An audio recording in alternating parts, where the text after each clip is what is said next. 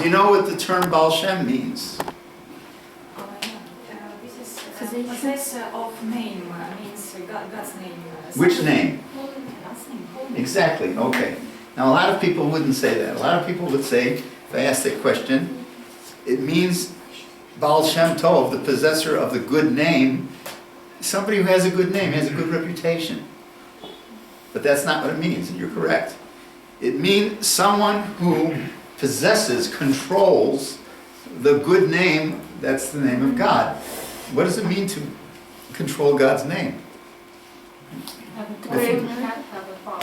What? Have a power, very strong. Exactly. You can use God's name to help people. You manipulate God's name with mystical rituals. You write it in certain ways, you pronounce it in certain ways. All sorts of mystical rituals, what's called practical Kabbalah. In other words, not just thinking about God, but doing something to help people. Couples having trouble having children. So, the Ba'al Shem says something or has them drink something, some kind of potion, or gives them a charm. It's you might call a faith healer. Right? You say Duchabori? Is that, or Charnovitsi? Am I saying those?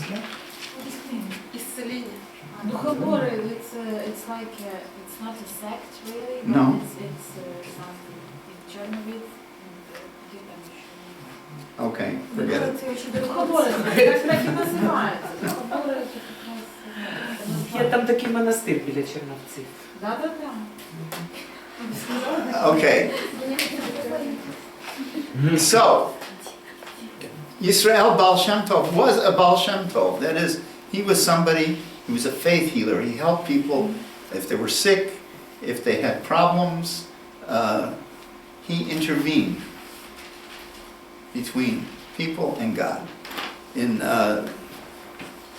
study of religion, a person like this is called a shaman. A shaman.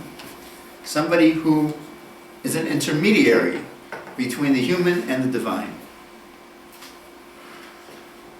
Okay, so I don't have a picture of the Ba'al Shem Tov, but when you see this, know it's the Ba'al Shem of London. Uh-oh. You have to turn it on. Okay. Now, we don't have time to get into the whole history of the Ba'al Shem Tov and how we know about it. We could do a whole course on that. But this book is one of the most important sources about the Ba'al Shem Tov. This book is called Shivchei HaBesht, which means the praises of the Ba'al Shem Tov. It's a collection of 200 some stories about the Ba'al Shem Tov and his disciples and what they did. It was printed in Kopis, which is in Belarus. In Yiddish you call it kapust. And the problem is this. Ba'al Shem Tov died in 1760. This book of stories was printed in 1814, 54 years later, 1760 to 1814. And the book tells you, I'm not a book of history. What am I a book of? Prayers. Not prayers, stories. But what kind of stories? What's called hagiography. Do you know it? Hagiographia. That is stories of praise. Praise of whom? Well, of holy people.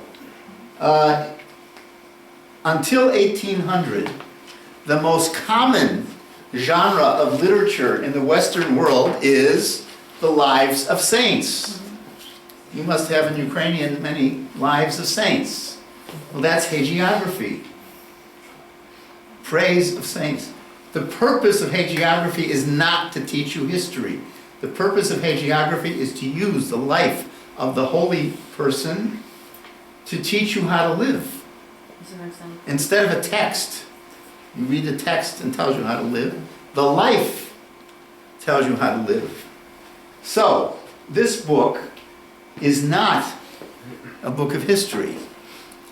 Well, that's a problem.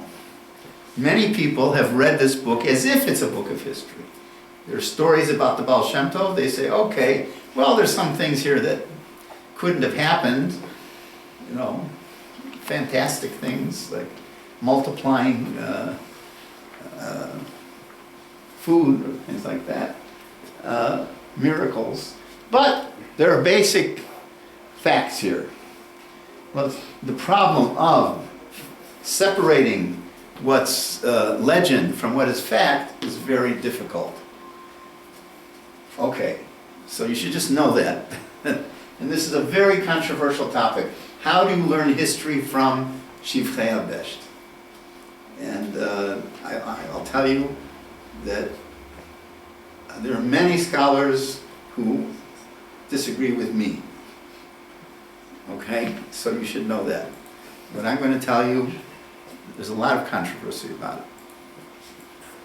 Because I'm very critical of Shivchei HaBesht, and most people don't want to be so critical, because, again, they're thirsty for information about the Ba'al Shem Tov, so they want Shivchei HaBesht to be a historical document.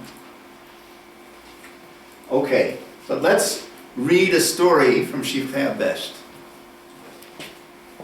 What is your name? Alexei. What? Alexei. Are you willing to read some more? Yeah, good. You did such a good job. I can see this prints on this. You can't see it? Yeah, maybe I can close it, but All right, I'll read it. yeah, thank you. A story. This is a story from Shivchei HaBesht, okay?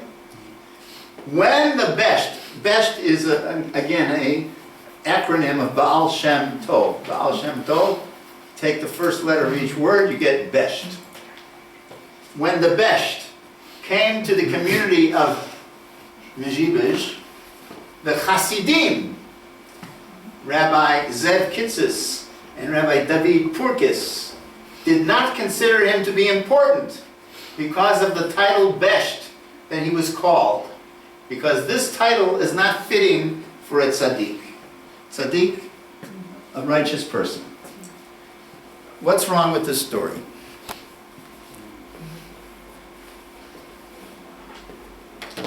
When the Besht came to Mezhibizh, the Hasidim, Zev Kitzis, David Purkis, did not consider him to be important because of the title Besht that he was called. What's wrong with that?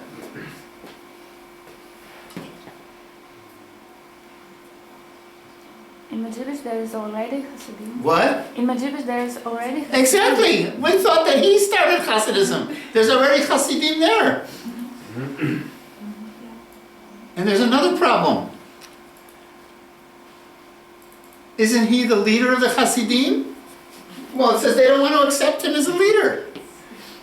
So there's already Hasidim and they don't want the founder of Hasidism to be their leader?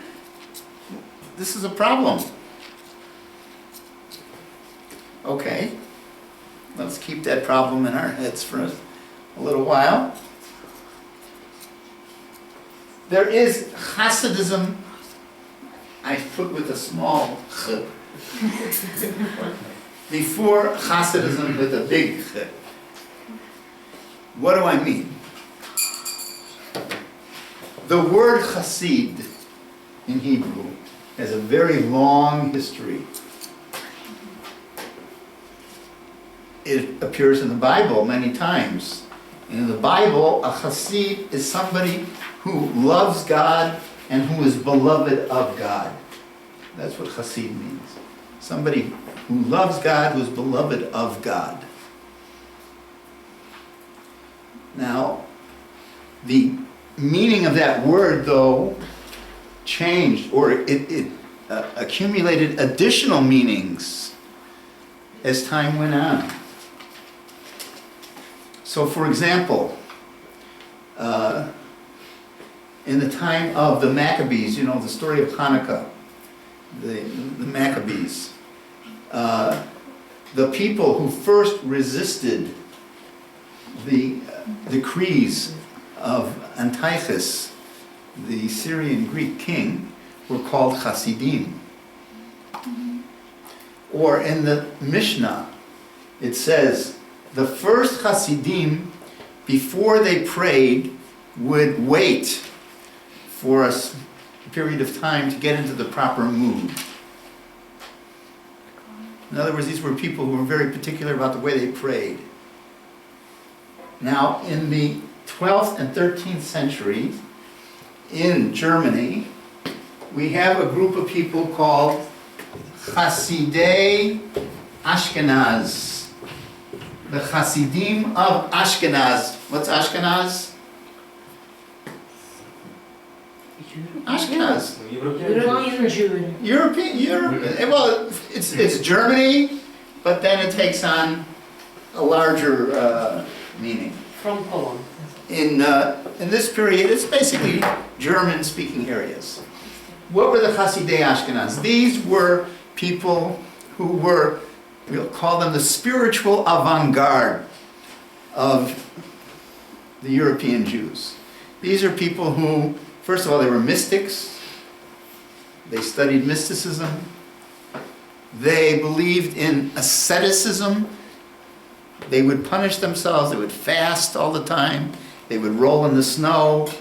They would wander from place to place. They would whip themselves.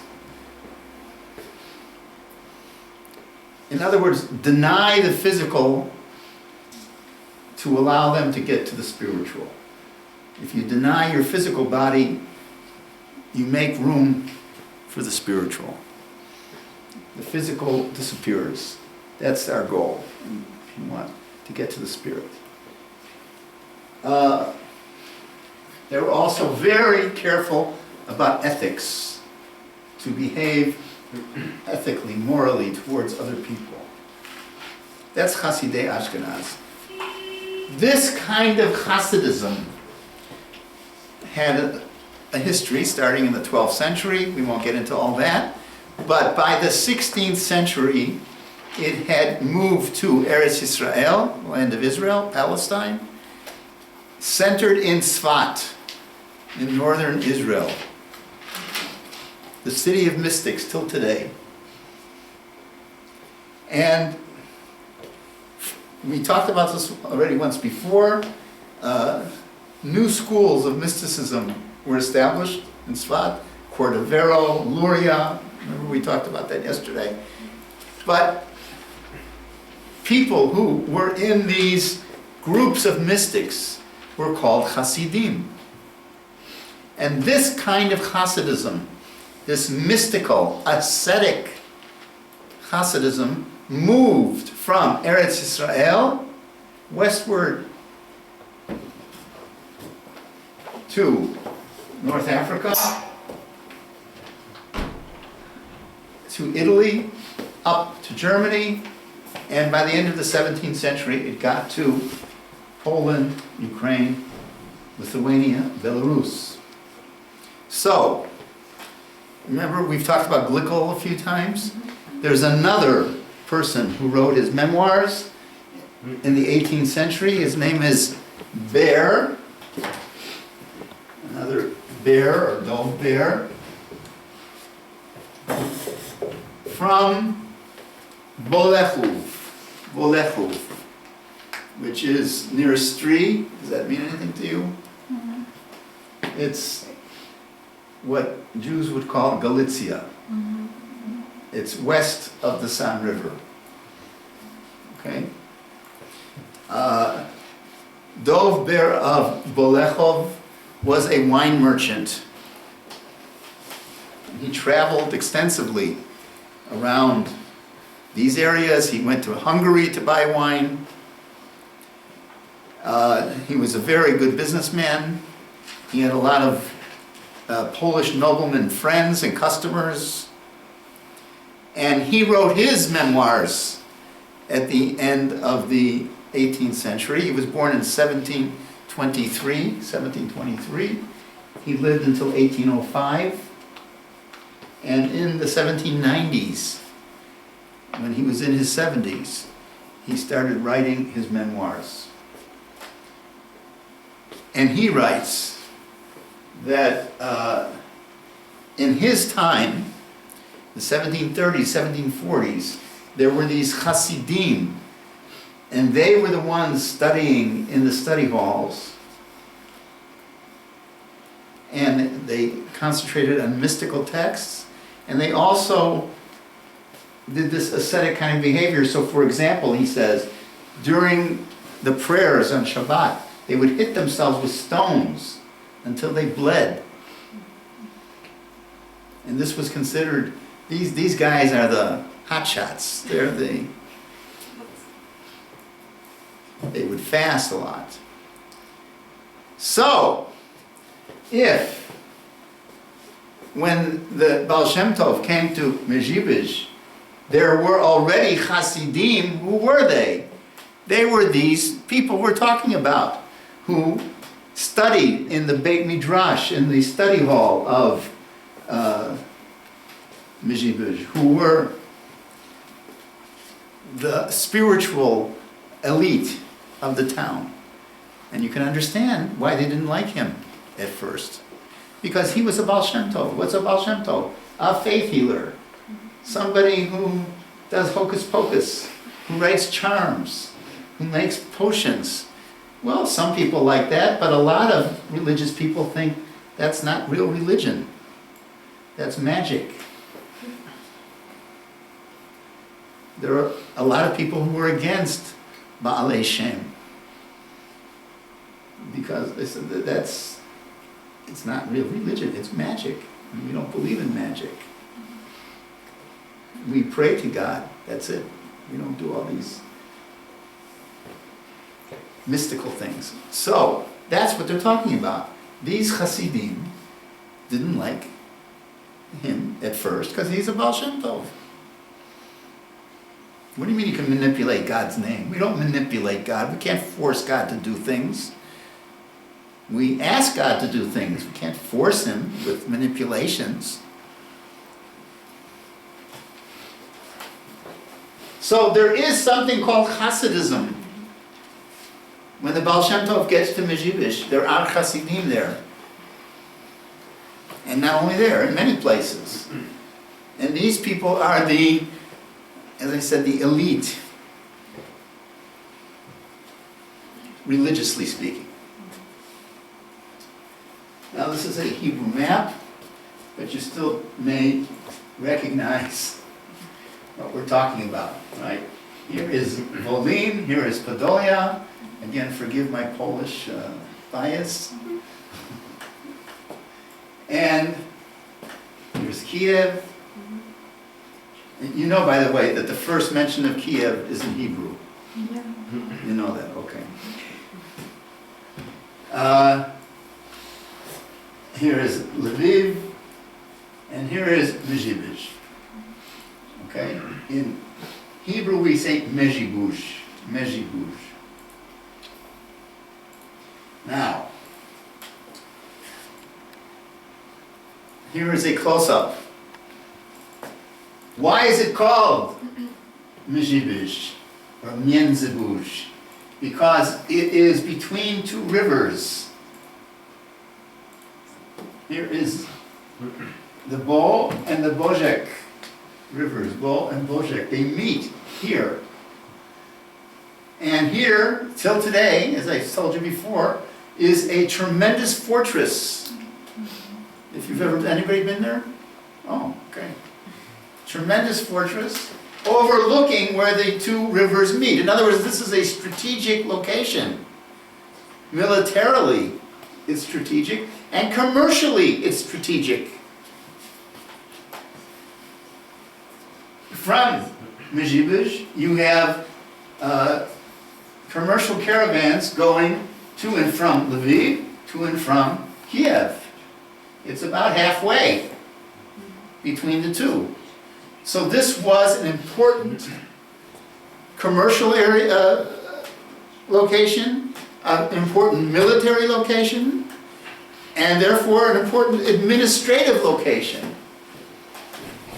Therefore, if you were like me, when I grew up hearing stories about the Baal Shem Tov and Mezhigush, my impression, and the impression of the people telling me the stories, was, what's Mezhigush? Mezhigush is this little shtetl that nobody cares about, and it only became important because the Baal Shem Tov went there. And from the story I told you about that sign, welcome to Mezhigush, the home of the founder of Judaism. Today, that's true. Today, it's true. Today, the only reason people who don't live there go there is because of Baal Shem Tov. Today. But then, it was a very important town. It was one of the 15 largest Jewish communities in all of Poland-Lithuania. When the Baal Shem Tov lived there, there were more than 2,000 Jews there. That's a very big Jewish community in the 18th century. Where's the biggest Jewish community in the 18th century? Anybody know? Poland. Brod. Broad. And how many Jews were there? 9,000. That's the biggest. 9,000. So, 2,000, that's a big Jewish community. So why did the Baal Shem Tov go there? He didn't put Mezhigush on the map. He went there because it was on the map. For him, this was a promotion. He's going to the big place, the big city. Or a big city, okay? It's not Kiev, but it's for somebody who was born somewhere around here on the border with what is today Romania, in a very small place. That was the big city to get to Mezhigush. Now,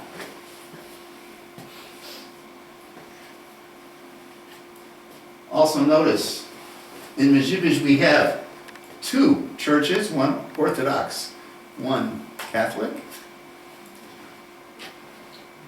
And this is the Jewish area. There was also a synagogue and a Beit Midrash. Now, how would you Google someone in the 18th century? You know what I mean by Googling someone? How would you do it in the 18th century? Searching on the internet. Searching. Go to library and ask. No, if you lived in the 18th century and you wanted to Google somebody, what would you do? I mean, you sound like my grandson. My grandson says, if you didn't have computers, how did you get on the internet? Because perhaps rumors was Google in 18th century. What? Rumors. Rumors. Yes. Well, that's not very efficient. Anyway. If I want to find somebody, You need to come to synagogue and there is a pinkus. okay, there aren't any pinkasim. What do you mean pinkasim? The pinkas of the community. Yeah. Okay, that's an idea. That's an idea. That's a good idea. Okay. Unfortunately, though, we don't still have any pinkas from Mezhigush. We have that one, I showed you the picture of the pinkas of the Mishnah Society, which dates from the late 18th century, but it's not the main pinkas of the community. But what do you think we still have that was created in the 18th century that would let me Google somebody from the 18th century? Post. What? Postcard. Postcards? No, they didn't have mail. They had private mail. Printed. No, they didn't have, no. Maybe Who will always know where you are? God. There's somebody who always knows where you are. What? Police or government means. The government. And who in the government really wants to know where you are? Police. The police. That's an Eastern European answer. Collectors. The tax collectors! The tax collectors, they know where you are. So now I'll tell you a story. In 1978, when I was working on my PhD, I had to go to Krakow because my PhD was about relations between the Jews and the Polish Magnates, the high nobles. And I was working with the topic of the Jews in the latifundia of the Sieniawski and Czartoryski families. And their records were in the Czartoryski library in Krakow. So, 1978, still communism, real communism. And here I'm a boy from Chicago, you know, child of the Cold War, growing up reading. We used to get a newspaper for children in the school. They would always have some kind of article about how terrible it was in Russia. Always tell us, you know, like, in Russia, if you get into a car accident, they throw you in jail. I remember that so clearly, and I thought, my God. So, here I come to Krakow, and for people who are used to the internet, you may find it surprising to know, until I walked into the archive, I had no way of knowing exactly what was in the archive. Right? Today, if I want to know what's in the archive, I go to the archive's website, and maybe they don't have the whole catalog, but they at least describe in a general way what's there. What did I have? I had footnotes from other scholars, and I had rumors. I've talked to people who had been there, and they said, oh yes, there's a great collection, you'll find stuff. But what exactly am I going to find? I wasn't sure.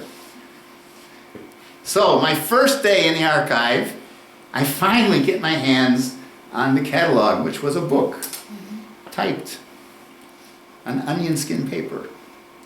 They had 2 copies. And I look at the catalog, and what do I discover? Now, I should tell you something else. I made it my business not to write about Hasidism for my doctorate, because I believe when you write a doctorate, and this is good advice for you, if you're going to write doctorates, you should pick a topic that nobody knows anything about. Because when you walk into the room to defend your doctorate, before you open your mouth, everybody should know already, you are the expert in this topic. Now, Hasidism, everybody and his sister thinks they're experts. Hasidism is something everybody's an expert in. So I very consciously said, I'm not touching Hasidism. I defined my doctorate, I'm going until 1740, that's it. So I don't get into Hasidism. Okay? So, what happens? As someone once said to me, the Rebbe touched you and you couldn't let go. I see the catalog. The Czartoryski family owned Mezhibish, which means all of the records of Mezhibish from the 18th century are where? Right in this building. Now, you don't have to be a genius to figure out if the Ba'al Shem Tov really existed, and some people said he didn't. And if he was really important, he's going to be there, right? So what did I do? Nothing. I was afraid. What was I afraid of? Number one, I had my mission. I had to do my doctoral research. I didn't want to get sidetracked. Number two, what if he wasn't there? What does that mean? Does it mean he didn't exist? Or worse, what if he's there and he turns out not to be the Ba'al Shem Tov? He turns out to be a pimp or something. Then what?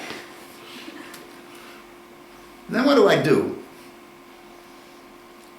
So, I didn't order the files. For 6 weeks, I worked with all this other material. Finally, after 6 weeks, when I felt confident that I'm really going to get the material I need, I'm going to have a doctorate, it's going to work out. You know what the term Yetzer Hara is? The evil inclination. Everybody has a Yetzer Hara. I finally gave in to the Yetzer Hara, and I ordered those files. And here's what I found within minutes.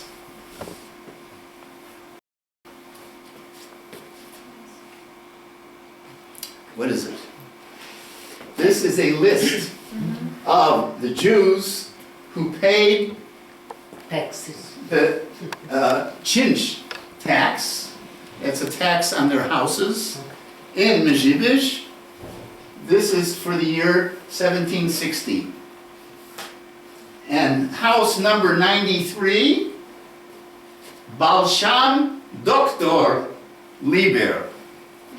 Woo! Do you realize what this means? Well, I didn't. It took me years to figure out what it means. It means that he lived in a house, rent-free and tax-free. Liebers didn't have to pay tax. A house owned by the community. How do I know it was owned by the community? Because in other years they list the house. 1739, the same house. They call it Dom Kahalski, Vnim Moshko Duchovny. What is Moshko Duchovny? Duchovny means some kind of, in Hebrew we would say Kli Kodesh, somebody who deals with religion. Not a rabbi. Rabbi they call rabbin. But a cantor, a teacher, a preacher, somebody involved with religion, Duchovny. 1740, Moshko's gone. Dom Kahalski, Su, or Kantorsky, a cantor. Named Kabbalista, a new guy.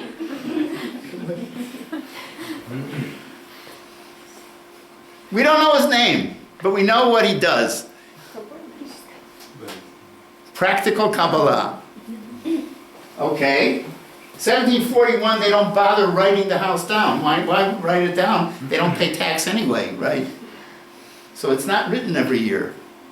Depends how lazy the tax person is. 1742, Ba'al Shem V'domu Kahalskim. It belongs to the Kahal. 1758, just Ba'al Shem.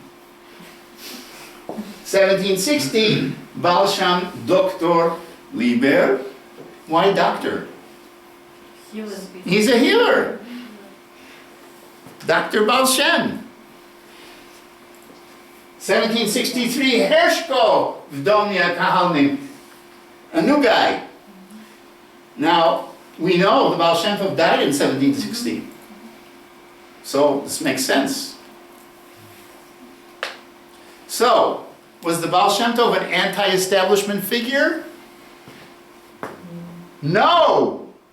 He was supported by the establishment. They gave him a house. He didn't have to pay. He didn't have to pay tax. He's supported by the establishment. He was the official Ba'al Shem of Mezhibish. Just like they had a doctor, and they had teachers, they had a Ba'al Shem. Now, they probably didn't pay him. He got paid by the people who he helped. But they gave him a place to live, and you're the Ba'al Shem of. In fact, right here in Kiev, in the Central Historical Archive of Ukraine, where 20 years ago I spent a lot of time, there is in the Jewish collection a book called Sefer HaCheshek. Sefer HaCheshek, which means the book of desire. Don't get too excited. We're talking about desire for God. Okay? What is this book? It was written by a man named Hillel Ba'al Shem. He was also Ba'al Shem, who lived at the same time as our Ba'al Shem. A little north, he lived in Volin. And this book is about 400 manuscript pages, lists all sorts of potions, how you make the potion for people to drink, how you diagnose problems. For example, if a couple's having trouble having children, what do? You have them both urinate into a cup. And you cover the cups. The first cup to go rancid, that's the person with the problem. Now, it's not very scientific, but it's proto-scientific, right? Or, what do you write in the kamea, in the charm that you hang around the person's neck who's sick? What do you write? Depending on what they're sick with, of course. So this book is full of this kind of stuff. It's like a physician's desk reference for the Baal Shem to look up what he's supposed to do for whatever situation he faces. So it's a great example of Baal Shem as a healer, Dr. Baal Shem. And Hillel says, why did he write the book? Because he wanted to prove to leaders of communities that he's a bona fide Baal Shem, that they should accept him as the official Baal Shem of their community. In other words, Hillel Baal Shem wanted what Yisrael Baal Shem had. He wanted to be like him. I mean, I don't know if he knew him or not, but he knew the idea of being the Baal Shem of a community. So that's what our Baal Shem had. He was accepted as the Baal Shem Tov of a community. He didn't go there to do what? To start a new movement. He went there to be the Baal Shem Tov of Mezhibish, not to start Hasidism. And in fact,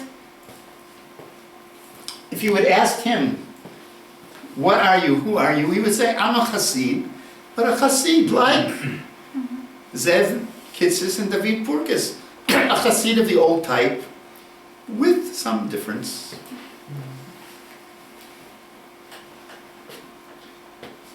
Our Baal Shem Tov was not the founder of Judaism, but he also didn't make changes in Judaism per se. He made changes in Hasidism. He took what was then traditional Hasidism that we talked about, the mystical, ascetic Hasidism, and he said, you know what?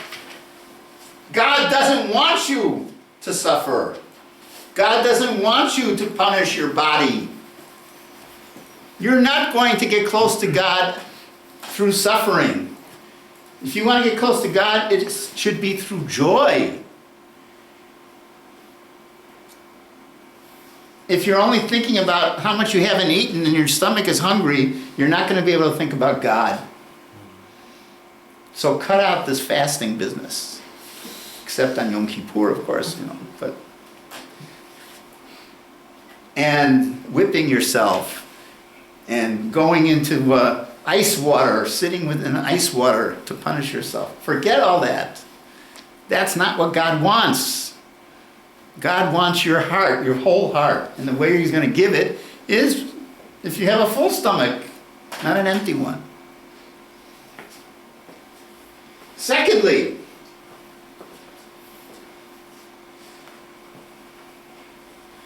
there is a midrash that if you took all the letters of the Torah and you threw them up into the air and they came back down again, of course it would be in completely different order, right?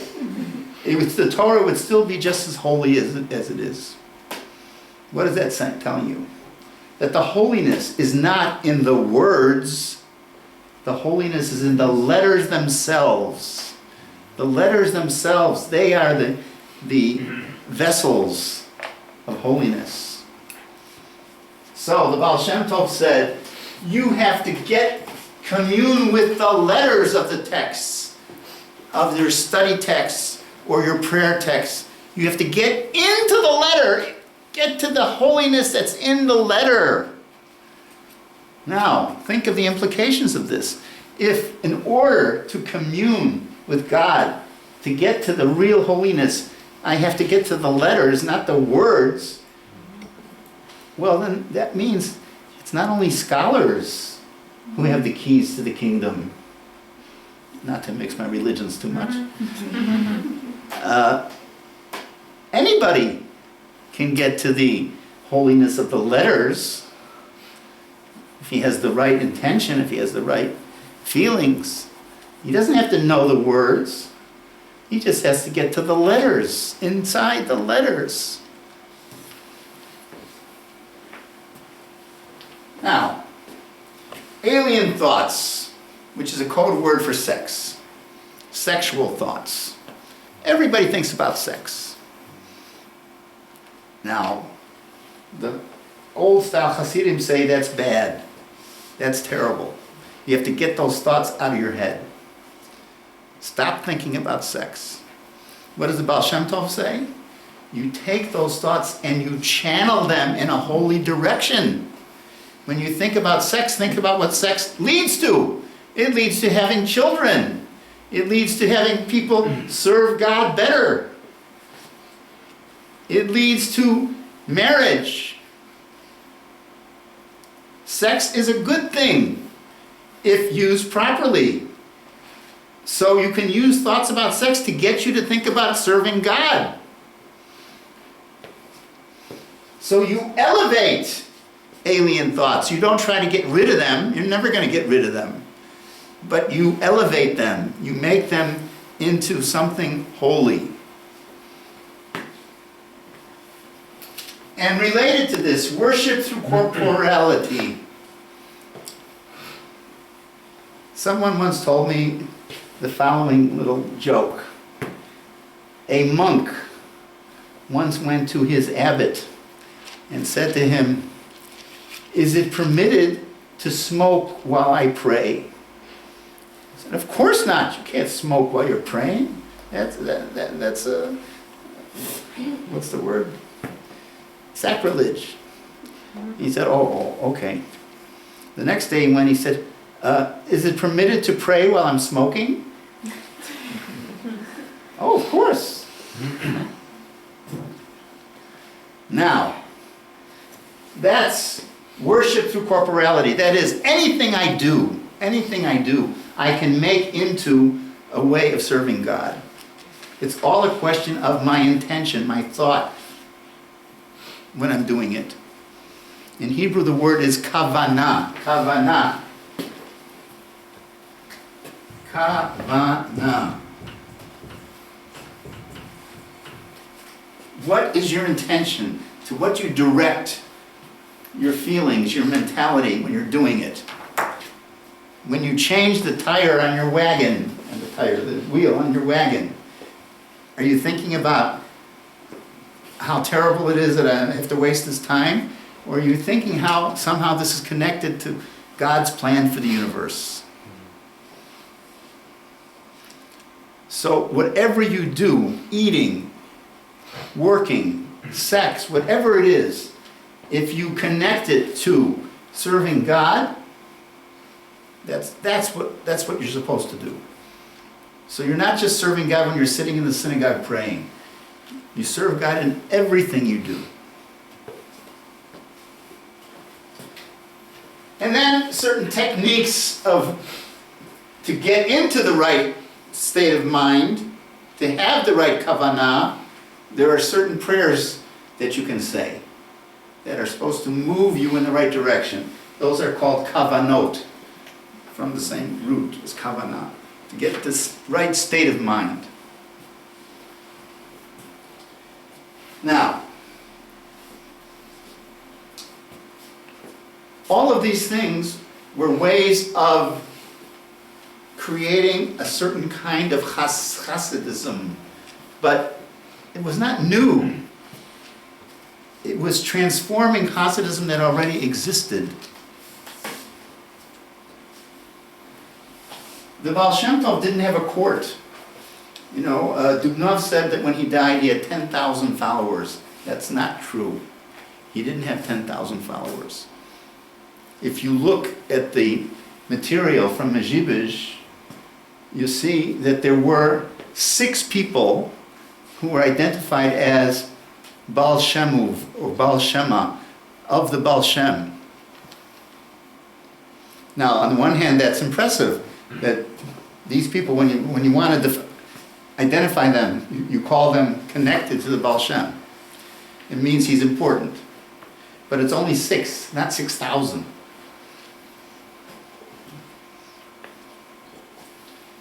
So he didn't have a court. He had a circle of people in the Beit Midrash of Mezhibush. A circle of people, a chavura. And he didn't have, as I said, 10,000 followers. He had, in the teens or 20s, maybe 40 altogether, from different places that came to visit him. He also did not institute any new institutions. He did not leave any writings except for some letters that he wrote to people. We have 4 letters that he wrote. But he didn't write any books, he didn't write any speeches. And he never said, I have a program, I have a platform, I have to accomplish A, B, C. A vision. In other words, there is no movement here. He didn't start a movement. He made changes within Hasidism with a small ch.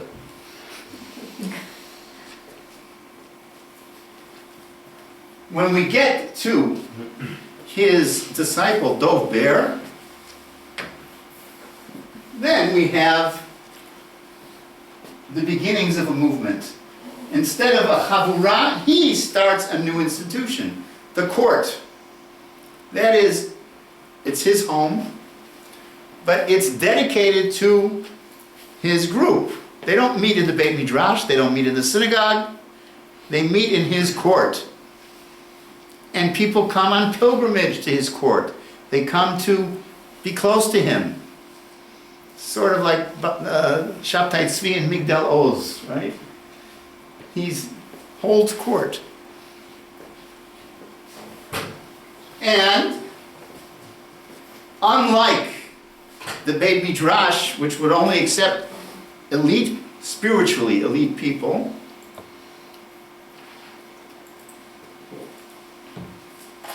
you saw that David Purkis and Zev Kitsis didn't want to accept the Ba'al Shem Tov.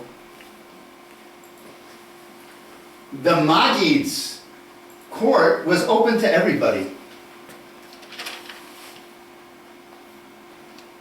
And as I said, it was dedicated to that purpose, to receiving people. And he also had to institute financial arrangements. How is he going to support this court? The Jewish community is not going to give him money for it. Where is he going to get money from? The money was being from people who... From the people who come. But he had to make that regularized. He had to routinize that. He had to make that an accepted thing. When you come to see the tzaddik, you have to make a donation. Because somebody's got to support all this. You have to feed everybody. You have to have furniture, you know. You need a budget.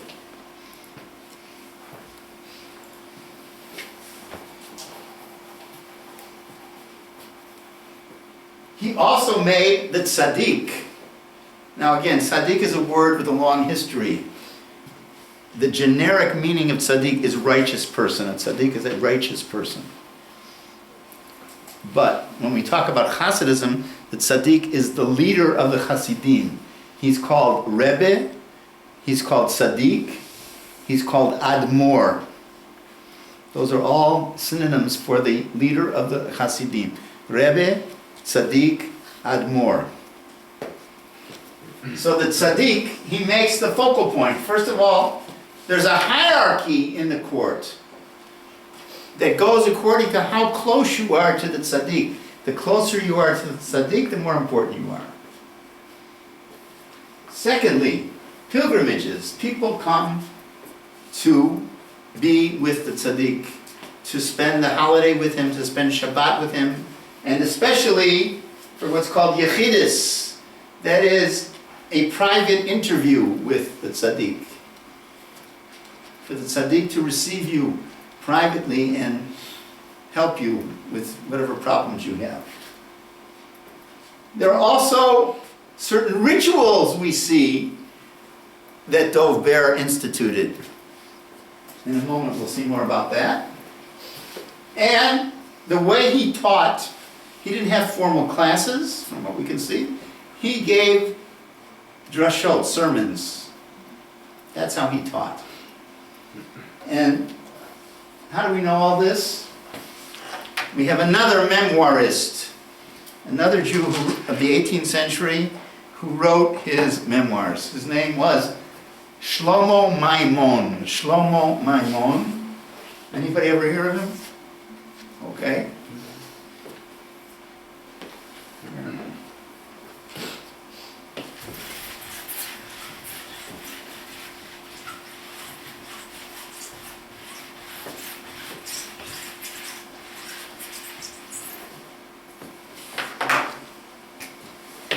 Shlomo Maimon. And Shlomo Maimon is a very interesting person. If you believe what he wrote about himself, he was a genius. From a very young age, at the age of 11 already, everybody knew he was a genius. And he was so much so that no fewer than 3 people tried to marry their daughters to him. And his father collected 3 dowries till he finally married one of these girls.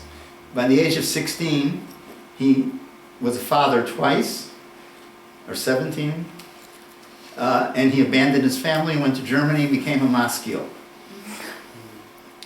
He became a heretic. But before that, he heard about Dov Ber and Hasidism sometime in the 1760s. And he was curious. So he went to, what are we calling it? Mezerich?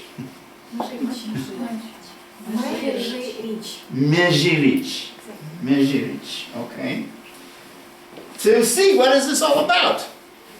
This court, this new institution, this new Hasidism. What is it? On Shabbat, I came to a magnificent feast. In the tzaddik's house was a group of distinguished people from various regions. So people are coming from all over to be with Dov Ber, the Magi. Later, the tzaddik himself appeared in all his glory. Now what I said about rituals, pay attention. He was dressed in white satin with white shoes. Even his snuff box, you know, there's tobacco in it, was white. So he comes in, everybody's sitting there, right? And he makes his entrance all dressed in white satin. After he greeted his guests, we sat at the table. Throughout the meal, a holy silence pervaded, okay? Silence, that's also a ritual. Nobody says a word. So you've got this holy figure dressed in white, comes in, everybody's quiet. Afterwards, the tzaddik began to sing an uplifting melody. Remember Shabtai Tzvi, singing. He placed his hand on his brow in contemplation. Oy, oy, oy. Then he identified each guest by name and hometown. Now remember, he didn't meet these people before. He's sitting at the table, he's singing, and then all of a sudden he says, Shlomo from, I forget where he was from, okay? Chaim Yankel from Mezhibish, etc., going around the table. We were amazed. How did he know everybody's name? But that's not all. The tzaddik asked each one of us to say a verse from the Bible. Quote a verse from the Bible. He proceeded to expound skillfully, combining the various verses. Even more astounding, In the part of the discourse related to our respective verses, we each discovered specific allusions to our private life and thoughts. You understand what he's saying here? Each person threw out a verse from the Torah. So number one, he remembered all the verses. Number two, on the spot, he wove the verses together into some kind of Devar Torah, a sermon. And number three, when he got to your verse, he said something that touched your heart. He figured out, why did you pick exactly that verse? It must have something to do. You've got something on your mind. This is a tour de force. This is a virtuoso. And again, this amazed our hearts very much. So, you see what the Maggid is doing. He is using his Torah to appeal to a much larger audience. This is not just Zev Kitzis and David Purkis, who were Hasidim. This is anybody who can come and throw out a verse from the Torah is welcome in his court. So he started a court, and it's open to everybody, and everybody can be made to feel that they're close to the tzaddik, which means they're close to God. This is new. But what didn't he do? Note, people who come to see the tzaddik, there's no personal crisis. They don't say, I went to... I forgot it again.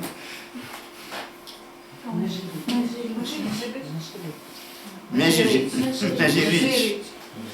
And I went there, and then my father said, if you went there, don't bother coming back here. We don't have that. There's no break with the family. There's no crisis.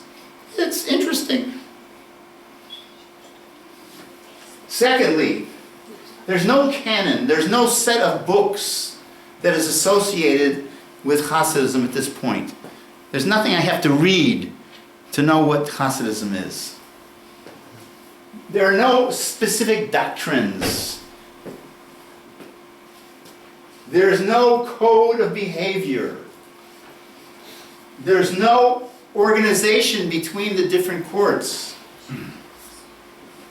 No intergroup communication.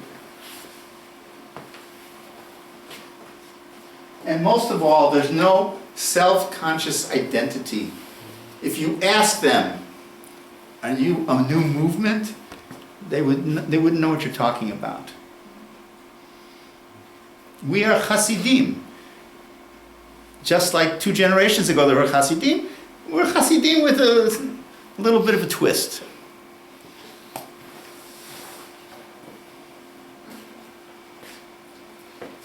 The way I say it is this: they were another form of Hasidism. They were not the other. Do you know what I mean by the other? The other is what I'm not. The other is the enemy. The other is the people we're against. At this point,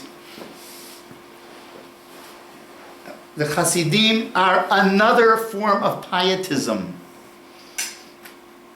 They're still within what's accepted. They are not the other yet. And here's where we come to the conflict. In 1772, one of the Maggid's disciples, Abraham of Kalisk, had set up his own court in Shklov. And some of his followers started behaving in unacceptable ways. First of all, they were making fun of scholars, mocking scholars. Secondly, now we're talking about teenagers, right? Secondly, when they prayed in the synagogue, they did terribly immodest things, like standing on their heads and doing somersaults.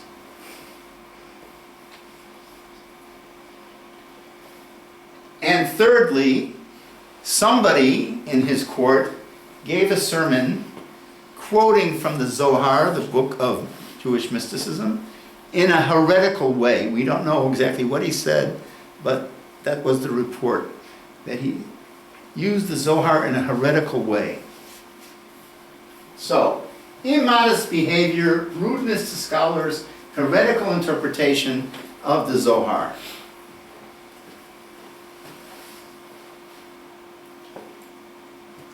In Vilna, today Vilnius, was another all-star rabbi, the Gaon of Vilna, Eliyahu ben Shlomo Zalman. Eliyahu ben Shlomo Zalman, the Gaon, which means the genius, the great scholar of Vilna. If you go to Vilnius today, you'll see they still have a statue of him there. Not very big, but it's a statue.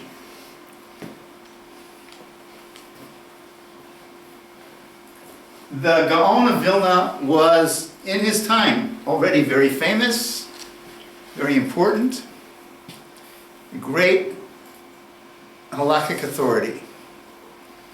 When he heard about what the Kalas boys were doing, he said, these are not Hasidim, these are mit Hasidim. Now, that means these are fake Hasidim. These are people pretending to be Hasidim. Because the Gaon himself was a Hasid. He also was an ascetic mystic. Aside from being a Torah scholar, he was an ascetic mystic. He is called Gaon v'Chasid, the Gaon and the Chasid. He was a Hasid, but what kind of Hasid? The ascetic mystical Hasid, the old style, traditional Hasid. And he heard about these people, he said, these are Hasidim? They're not Hasidim. They're mit Hasidim, they're fake.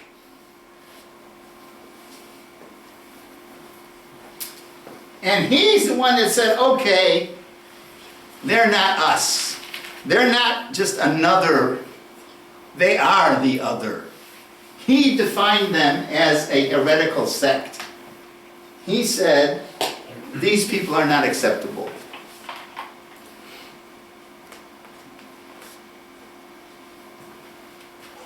And issued criticism of them, which various Jewish communities then took the Gaon's opposition and issued haramot. A cherem means a ban, a cherem on these Hasidim. And these haramot were gathered together in one book called Zamir Aritzim V'Charvot Surim. It was a book of the bans against the Hasidim. We're talking now in the 1770s. And it's interesting to see what are they being criticized for. These Haramot say, what's wrong with these Hasidim? Number one, they separate from the main synagogue. They have their own prayer group, and they use a Lurianic style Siddur, prayer book, not the standard Ashkenazic prayer book. So they separate from the regular community prayers, and they use a different prayer book. Secondly, their prayers are unconventional times. They start the morning prayers too late. They start the afternoon prayers after it's already sunset. This is not acceptable. They do all sorts of gestures and funny dress and pray with enthusiasm, jumping up and down, doing somersaults. No good. They use their own kind of knives for slaughtering animals. I can't get into this now, we don't have time, but there's a long-standing controversy until steel was invented. Until steel was invented in the 19th century, when you had iron knives. Now, kosher slaughter is supposed to cause as little pain as possible to the animal. And the way you do that is you make sure your knife is as sharp as possible. So it doesn't, there's no hesitation. When you kill the animal, cut the jugular vein, dies instantly. Also, the blade must be perfectly smooth, no nicks in it, so that it doesn't get caught. It should just whoosh, and you kill the animal. No pain. Well, until there was steel, you had to choose. Is my knife going to be perfectly straight? In which case it has to be rather thick. Or is my knife going to be perfectly sharp? In which case it won't be straight. So decide, is it going to be sharper or straighter? It can't be both. Once steel is invented, it can. So, the standard Ashkenazic knives were less sharp, more straight. The Hasidim took the opinion, let's make our knives sharper, which means they won't be as straight. Now, this is a legitimate halachic position, but it's not the traditional Ashkenazic position. So, deep down in their heart of hearts, they know it's kosher. But it's not what we do. So, again, they're the other. They're not doing what we do. They are preoccupied with purity. They go to the mikveh all the time. The men. And ecstatic prayer. Too many celebrations. They're constantly celebrating, which means they're doing what? Drinking. And you know what that leads to. And they have contempt for traditional scholars and scholarship. Now, note what's missing here. Nothing about ideology. Nothing about heresy. They're not preaching something bad. They don't have their own Torah, their own doctrines. It's what they're doing that's bad. Not what they're thinking. Not what they're teaching. And of course, and this goes back to what we said yesterday about Amalek. What do we call them? They don't call them Amalek. What do they call them? Shabtaim. They're Sabbatians. Now, were they Sabbatians? No. But you want to take your objective conflict and make it subjective. What do? You put the label on them. Who is evil? Who is a fake? Who is the person that authoritative Judaism has rejected? Shabtai Tzvi, right? He converted to Islam. So, you want to say somebody's bad? What do you say? They're Sabbatians. That's it. They're beyond the pale. But again, nothing about new ideology, new institutions. Now, how did the Hasidim react? The Hasidim said, okay, we can work this out. In other words, they wanted to keep it objective, not subjective. How did they do that? Two of the Maggid's students, Shner Zalman of Liadi and Menachem Mendel of Vitebsk, decided they're going to go to the Gaon in Vilna and explain to him what they're really all about. If he's against them, it must be he just doesn't understand. He's been misinformed. And we are going to explain to him what we really do, and that'll make it okay. In other words, there's something to negotiate here. What do you think happened? New stream. I can't hear you. New stream. He refused to see them.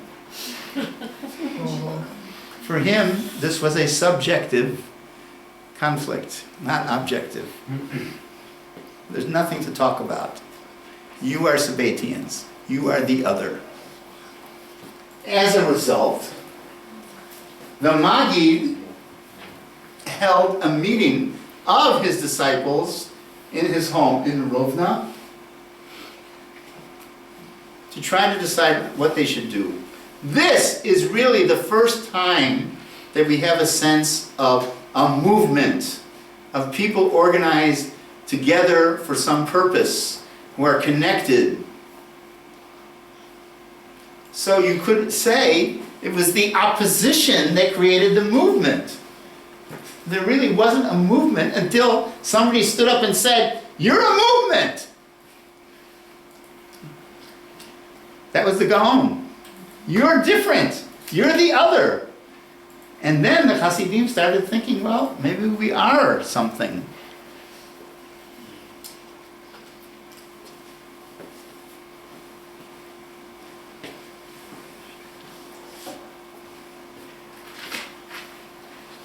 And then what happens is, throughout the 1760s, 70s, 80s, 90s, these Hasidic groups start experimenting with different forms, different institutions. So, we have some groups that remain elitist, like the Hasidim who didn't want to accept the Baal Shem Tov.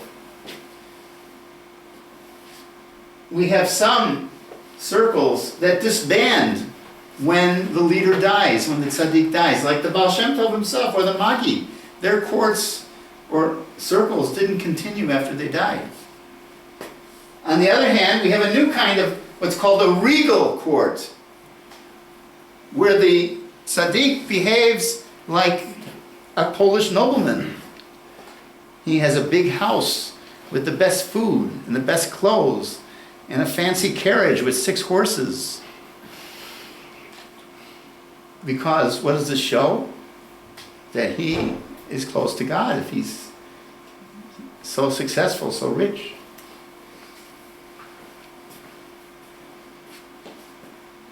And then there are tzaddikim with no court, like Levi Yitzchak of Berdichev, who was very famous for all sorts of reasons we can't get into, who was the rabbi of various Jewish communities.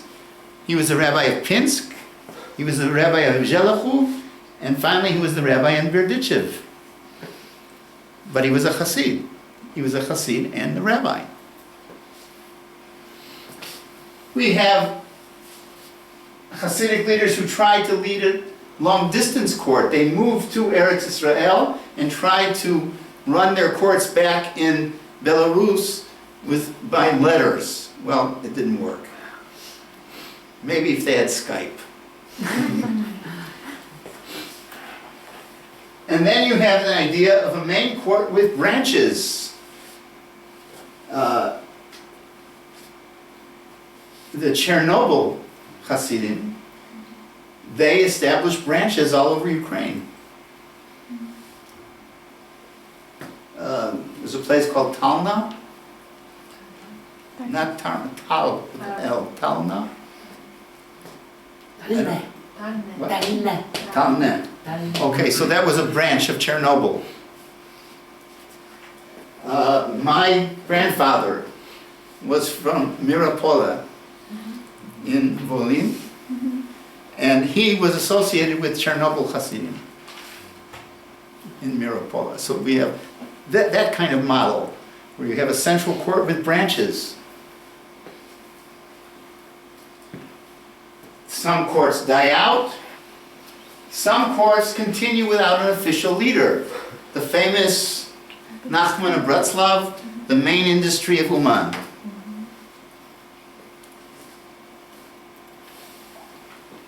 When he died, they did not appoint a new leader. And until today, they're called the Toite Hasidim, the dead Hasidim, because their leader is dead. He's been dead since 1811, I guess it was. Now, here's another place where I disagree with most of my colleagues. Everyone always makes a big deal out of this. They were so dedicated to him, they couldn't imagine appointing a new leader. No. That's not the novelty of the Bretzlav Hasidim. The novelty is, when he died, they still had not established in all Hasidic groups that when the leader dies, the group stays together and you appoint a new leader. As I just showed you, there are some groups where when the leader died, the group disbanded. So what the novelty for them was not that they didn't appoint a leader. The novelty was that they stayed together despite the fact that the leader died.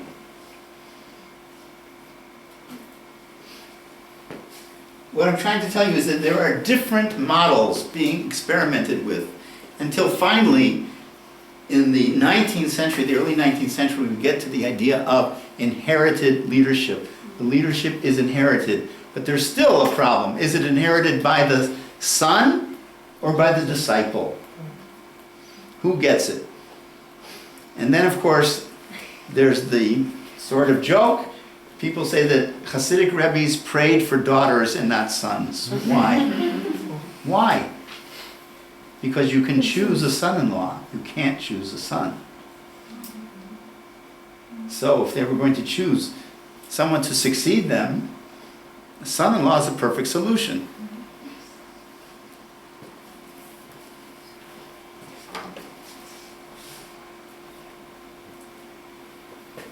Okay.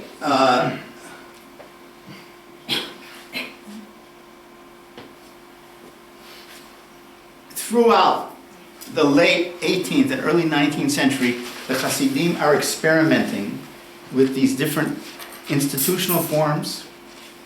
And the mitnagdim, the opponents, are from time to time publishing against them,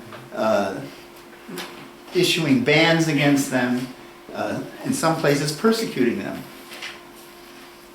Until finally in 1804, when now Russia has taken over most of these areas, right? The partitions of Poland, so Belarus, Ukraine, this is now all Russian. The Russians decide they have to reform Jewish policy, and that's a whole complicated subject in itself. One of the things they do is in 1804, the Tsar Alexander I appoints a committee to issue new rules with regard to the Jews.